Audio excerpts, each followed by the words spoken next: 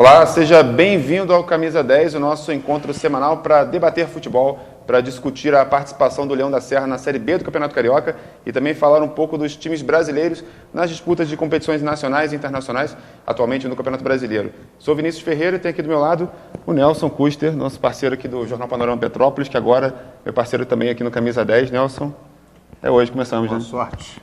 Boa sorte pra gente. Bom, gente, neste programa de estreia do Camisa 10, temos duas presenças muito importantes na retomada do Serrano, né? Rumo à Série A, rumo à elite do futebol carioca. Temos conosco aqui o diretor de futebol do Serrano, Alex Arruda, e também o jornalista e assessor do clube, nosso querido Flávio Berredo. Boa noite para vocês. A casa de vocês, sejam bem-vindos. Boa noite a todos, obrigado pelo convite. E vamos falar um pouquinho aí, né, de Serrano, futebol, que a gente tanto gosta. Poxa, boa noite, Nelson, Vinícius e Alex. Uma honra a gente estar aqui no programa de estreia. E muito feliz aqui por estar ao lado do Alex, que é um jogador que eu vi jogar ainda quando o Serrano conquistou a segunda divisão. Grande time, né, do Serrano, né, do final dos anos 90. Exatamente, que conquistou a segunda divisão de 99. E aí, por aquela obra do acaso, teve aquela seletiva bastante estranha.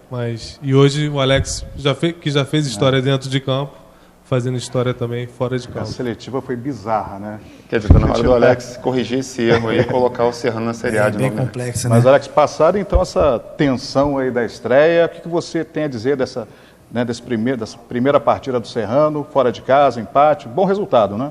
O resultado não foi ruim, né? Ficou aquele gostinho de... Poderia ter sido melhor, porque jogo fora a gente sabe que é muito difícil a gente conseguir sair na frente do marcador. E conseguimos por duas vezes estar à frente, né? Fizemos 1-0, tomamos empate, conseguimos fazer o 2-1 e tomamos empate novamente. Então, ficou o gostinho de que poderia ter sido um pouco melhor. Mas o time vai evoluir durante o campeonato. São 20 jogos tirando aí as possíveis finais. Então, tem muita coisa para ser melhorada e estamos confiantes. Então, vamos aos gols de Serrano e Arte Sul, jogo que aconteceu no sábado.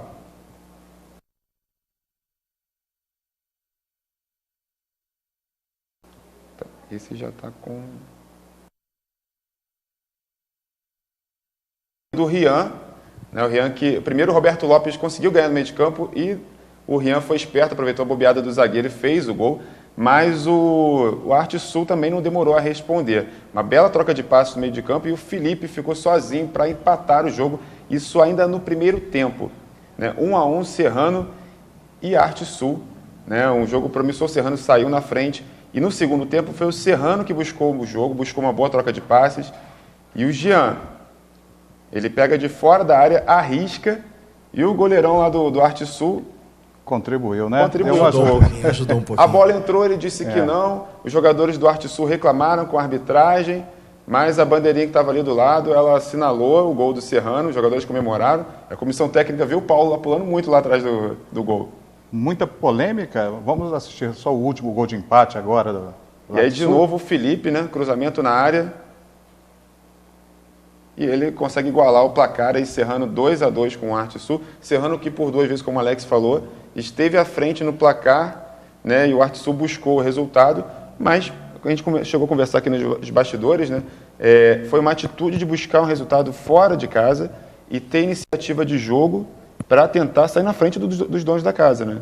Em momento nenhum o time se portou defensivamente, né? Como geralmente é de praxe, né? O time visitante, né? Ser um pouco mais comedido, esperar. O time conseguiu impor o ritmo desde o início.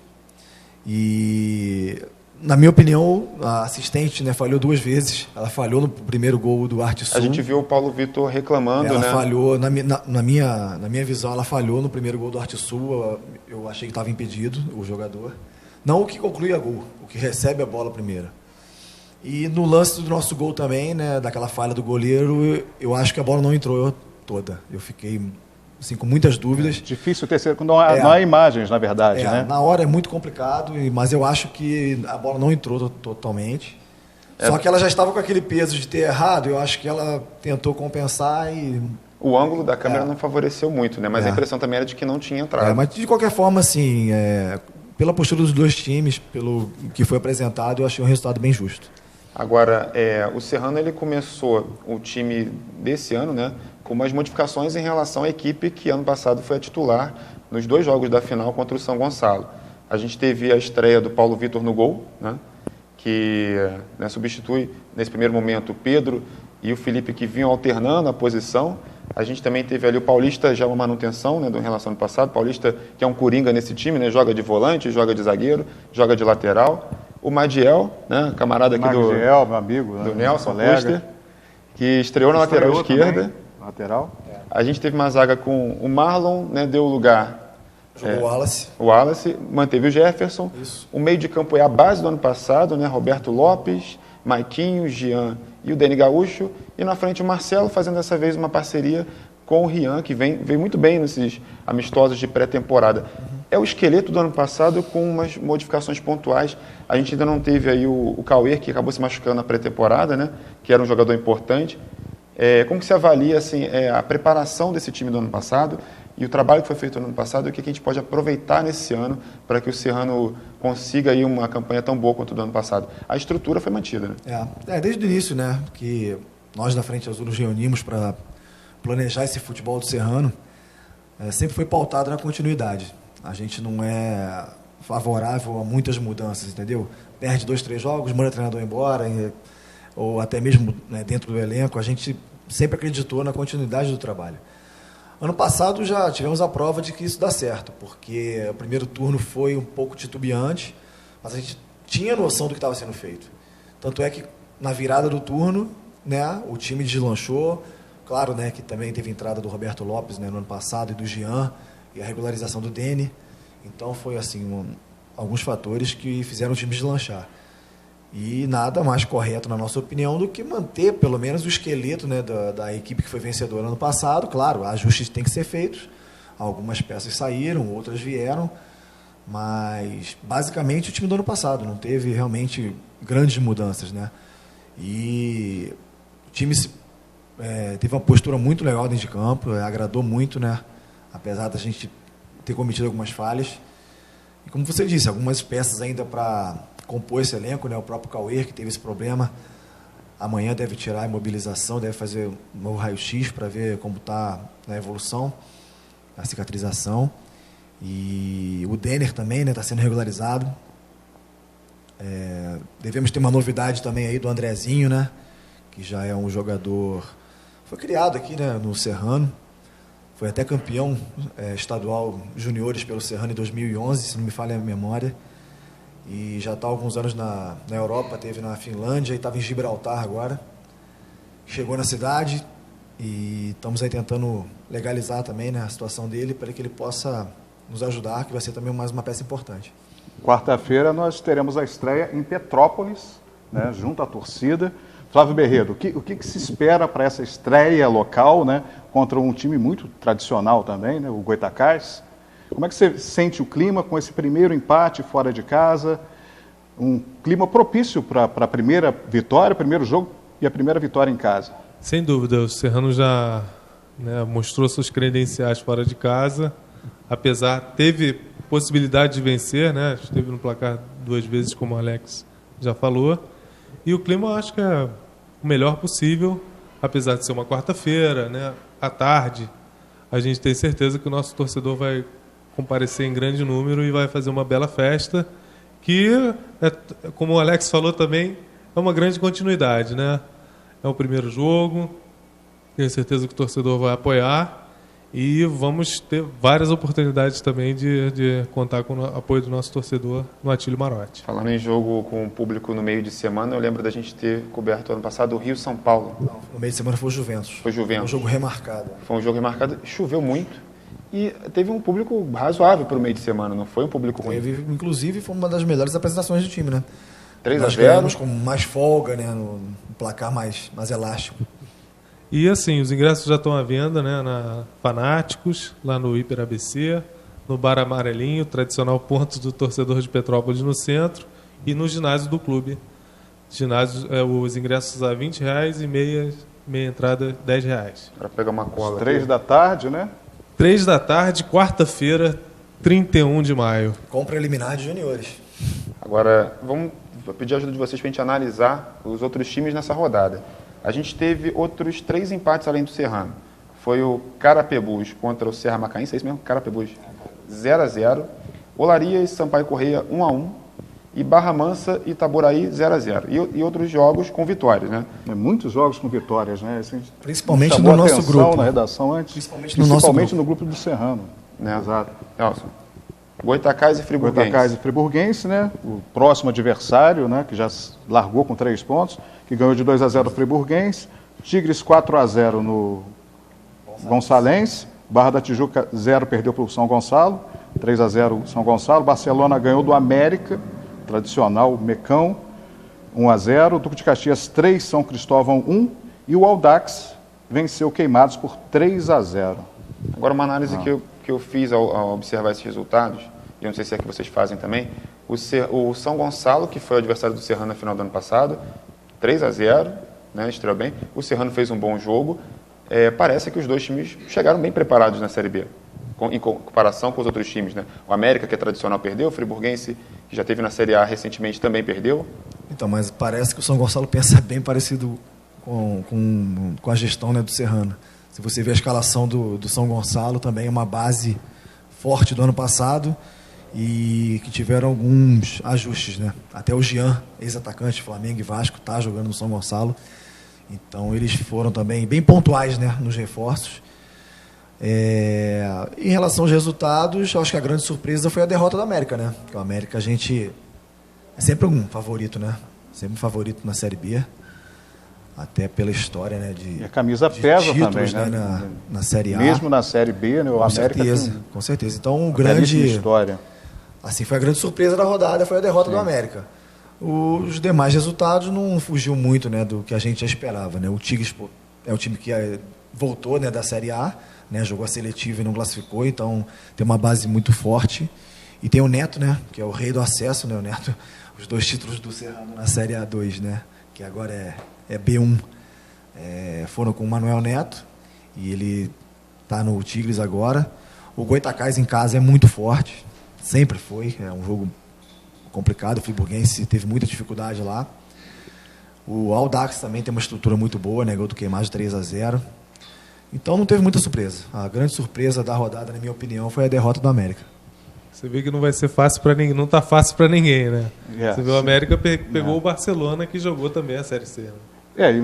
Não tem como você apontar favoritos, né? Principalmente com a derrota do América na primeira vez. Você vê os times que subiram, né? Os times que subiram da Série C para a Série B não tiveram derrotas.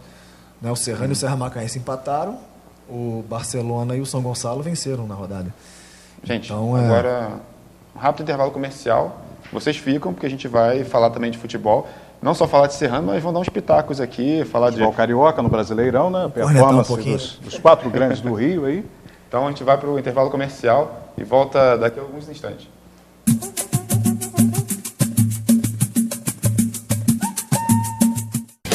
Fique por dentro da programação da Rede Petrópolis. Você também pode ver os nossos programas no aplicativo RPT Play. Baixe grátis e assista quando quiser, onde quiser. Vença seus limites e melhore seu desempenho físico. Desfrute de uma vida ainda mais saudável com a Academia Locatelli. Instalações amplas, equipamentos modernos e além de profissionais gabaritados para tudo que você precisa. Planos especiais para família, empresas e individuais. Faça já a sua visita. Rua Monte Caseiros, 219A, Centro. Telefone 24 2246 7850. 2246 7850. Academia Locatelli. Completa pra você. TGTEC Soluções em Áudio e Vídeo. Trabalhamos com eletrônica, elétrica e informática, microfones, mesa de som, câmeras e cabos em geral e muito mais. Telefone 98802-7146. TGTEC é serviço e garantia de excelência. O restaurante Gabriela Quitutes oferece diariamente o melhor almoço da cidade com tempero caseiro e variadas opções de salada. De segunda a sábado, a partir do meio-dia, esperamos você para se deliciar com nossos pratos fresquinhos. Aproveite nosso disque entrega e receba seu almoço em casa ou no trabalho. Preços especiais para quentinhas. Não perca! Gabriela Quitutes, a verdadeira comida caseira do Quissamã.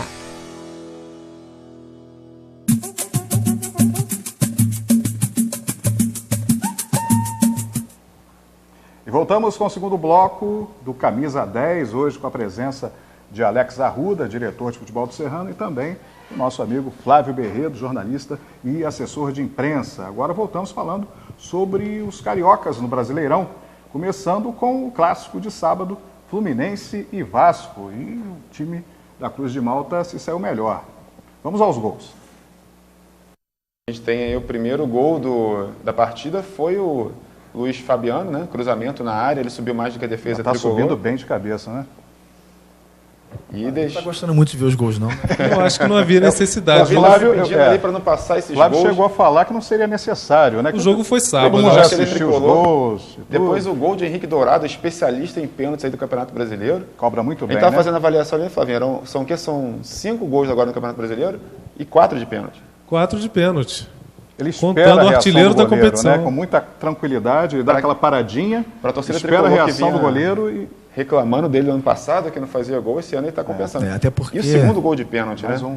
Até porque bater pênalti não é tão fácil assim como muita gente pensa, né? Até A pressão porque sobre hoje quem bate é muito pior. Não, né? até porque hoje, pô, tem vídeo, tem, né, tem analista que passa tudo pro goleiro, entendeu? Então não é fácil, não é. Agora o Vasco reagiu, né? Chupa essa manga, né? Tá aí, o Fluminense, torcida do Fluminense, eu admito, eu sou tricolor, eu acho que esse negócio de não falar o time que torce é uma bobagem, e como o tricolor posso analisar friamente. O Fluminense permitiu a reação do Vasco, o Vasco veio com um time aí que, né, com algumas substituições importantes aí, conseguiu virar a partida. É verdade que o treinador do Vasco está sendo corajoso, né? Acho que botar o Nenê no banco, isso né? estava faltando, né? Mas O ele do botou Vasco- o Vascar, Nenê. o Nenê, né? Ele botou o É Nenê porque na o time hora tava, certa e o o time Nenê fez o tava, gol, o time né? tava 3 a envelhecido, 2 né? Vasco. O time tava envelhecido e ele agora está conseguindo fazer essa mescla e está usando o melhor de cada um no momento certo, entendeu? E tá coberto de razão. Pô. Foi Ele tinha corajoso, muito, porque se você ele não consegue a Claro. vitória no primeiro jogo sem o Nenê, Porque se você a cabeça ficaria você prêmio, fica né? com o Nenê, com o Luiz Fabiano, com o Wagner, tudo numa situação, num momento só do jogo, você praticamente perde 3 homens de marcação, na marcação, no sistema defensivo. Né? Porque o sistema defensivo começa a funcionar lá na frente quando você perde a bola. Entendeu? Então, se você realmente não fizer essa recomposição rápida, isso vai te dar prejuízo lá atrás. Então, o cara, o Milton Mendes foi muito corajoso e tá dando resultado. Né? Se não desse resultado, ele ia ser questionado o crucificado, tempo né? todo, mas tem que ter coragem para fazer as coisas. Agora, Agora o Vasco- Flavinho, O esquema tático do Vasco já começou na chegada, né? Porque o Vasco mandou seu ônibus vazio e chegou com jogadores de táxi, quer dizer, surpreendendo tínhamos toda até o São meme Januário. aqui, mas não Quer chegou dizer, aí, não, então, né? uma chegada triunfal Agostinho Carrara Exatamente. garantiu a vitória do Vasco. da delegação do Vasco, então, e aí deu certo também dentro de campo. Mas assim, uma derrota lamentável do Fluminense. O Fluminense Mas que normal, vinha, né? vinha da Permitiu, vitória em cima acho do que Clássico. Não, Você acho que o achou? clássico tudo bem, mas permitir levar os gols e assim, o Abel tem insistido em algumas substituições Aliás, a meio torcida estranhas. cobrou O Maranhão muito o Abel, é um né? absurdo. Maranhão, Marquinhos e Marcos Júnior. A torcida até brincou, tinha uns memes na internet falando que tá ruim, então vamos piorar, vamos colocar os 3 em campo. Mas eu acho que o Marcos Júnior ele é um cara que decidiu já em algumas situações e tem um certo crédito. Agora, o Marquinhos não dá e o Maranhão nunca. O Marquinhos é engraçado porque veio a peso de ouro, veio para ser titular, não se firmou ano passado, parece que não tem a vontade de jogar que ele já teve no passado no Fluminense.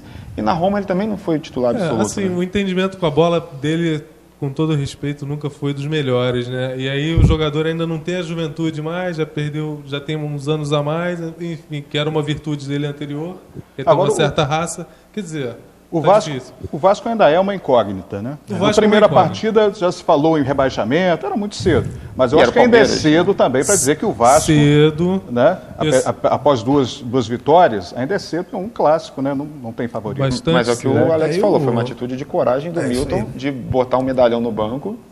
Isso aí, dá pra fazer uma mescla realmente, né, cara? Porque se você continua naquele mesmo sistema ali e vai pra segunda derrota, terceira derrota, aí realmente começa a bater aquele fantasma de rebaixamento de novo.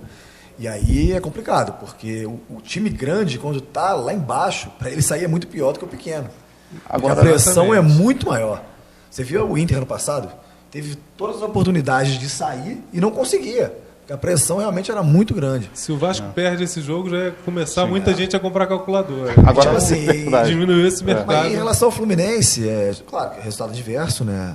Dá uma, né? Sente um pouco, a torcida chia, mas eu acho que o Abel tem esse grupo na mão, cara.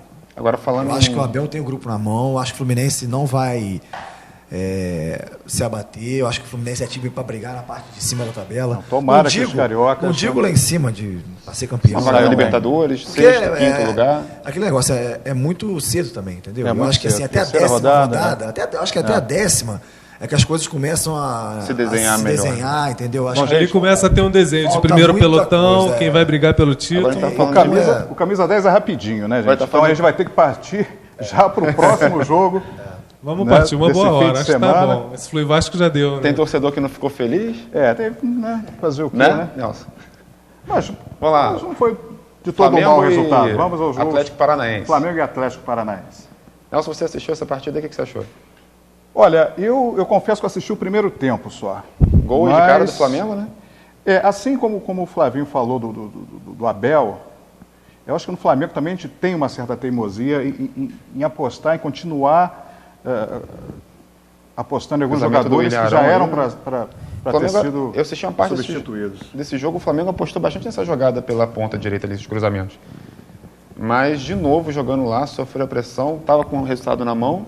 Teve chance de... E sempre foi muito difícil ganhar lá, né? Sempre foi... Flamengo, e você voltar de lá com um empate acaba sendo um bom resultado, eu acho. Né? Eu acho que... Mas em vista dos últimos jogos, a pressão está aumentando. Sim.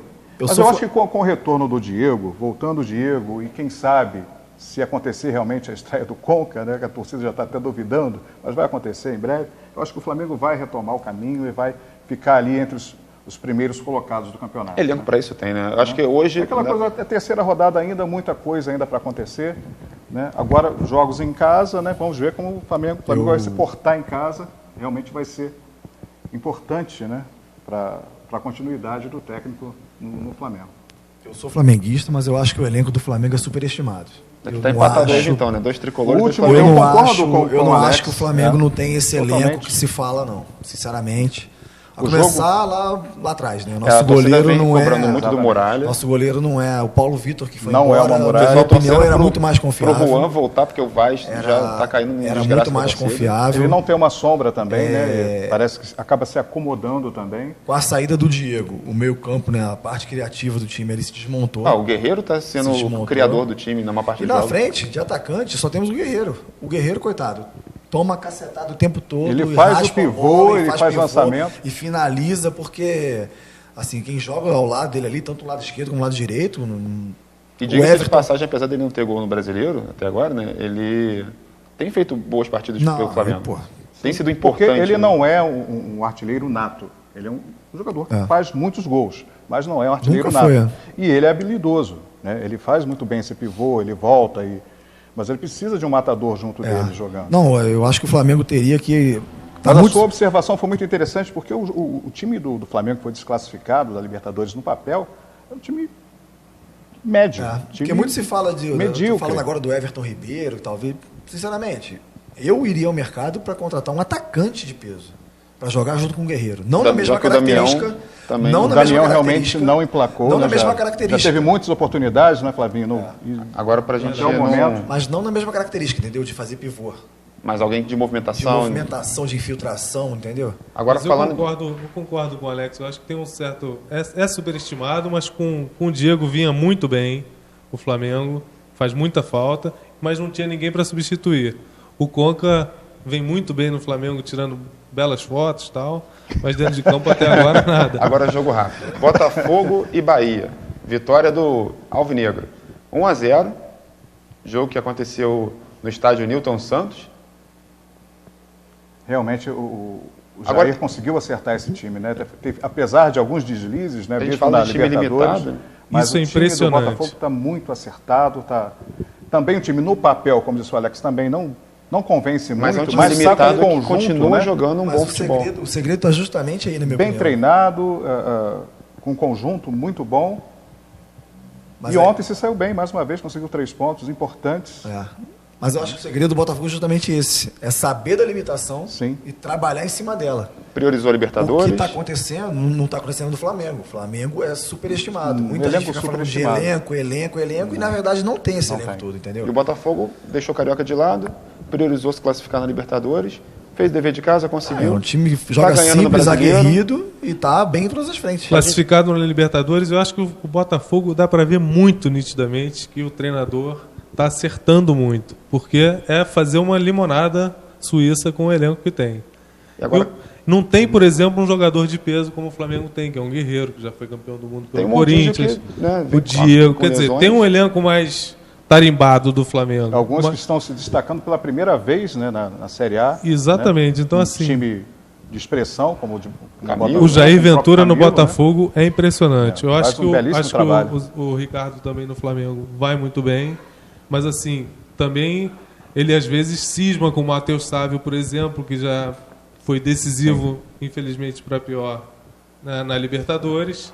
Então assim, e ele vem insistindo que assim, eu, particularmente não vejo um grande potencial ali nesse jogador para um time do porte do Flamengo. Bom, gente, o programa é rapidinho, né? O Camisa 10 tem só meia hora, infelizmente passa muito rápido, mas eu acho que foi legal esse programa de estreia, que a gente teve aqui o Alex Arruda, diretor do Serrano, e também nosso amigo Flávio Berredo, né? Nosso amigo jornalista e também assessor de imprensa do Serrano. E lembrando que na quarta-feira o Leão da Serra volta a campo em casa contra o Goitacás, né, gente? Um convite para a galera. Convite Sem aí, dúvida. quem está em casa. Eu acho que é um momento assim da cidade se unir mais uma vez. Serrano é Petrópolis no futebol, então É a torcida do Vasco, Fluminense, Botafogo, é todo mundo Serrano aqui. e do Serrano assim tem gente que fala que é Serrano em primeiro lugar. Eu acredito muito nisso. E a gente tem visto várias demonstrações, vimos ano passado e vamos continuar vendo. Então ainda dá tempo de ser sócio torcedor.